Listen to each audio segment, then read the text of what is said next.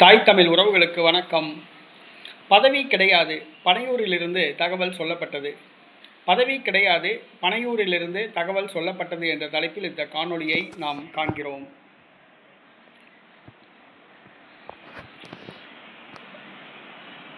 ஒவ்வொரு சனிக்கிழமையும் பனையூரில் மாற்றுக் கட்சியை சார்ந்தவர்கள் தமிழக வெற்றி கழகத்தில் இணைந்து வருகிறார்கள்.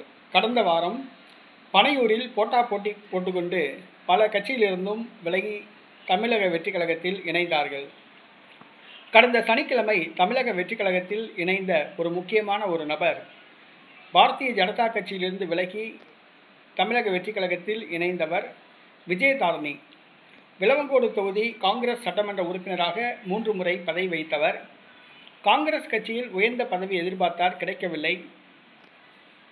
பிறகு தனது பதவியை ராஜினாமா செய்துவிட்டு பாஜகவில் இணைந்தார். நடைபெற்று முடிந்த தமிழக சட்டசபை தேர்தலில் விளவங்கோடு தொகுதியில் பாஜக வேட்பாளராக போட்டியிட்டு தோல்வியடைந்தார். தற்பொழுது தமிழக வெற்றி கழகத்தில் இணைந்தார். தனக்கு பதவி வேண்டும் என்று தமிழக வெற்றி கழக மேலிட தலைவர்களிடம் கேட்டுள்ளார். ஆனால் மேலிடத்திலிருந்து பதவிக்கு என்ன அவசரம், இப்போதைக்கு பதவி வழங்கப்பட மாட்டாது என்று விஜயதாரணிக்கு தெரிவித்துள்ளனர். இதனால் விஜயதாரணி அப்செட் ஆகியுள்ளார். காங்கிரஸ் கட்சியில் அவர் சட்டமன்ற உறுப்பினராக இருந்தார்.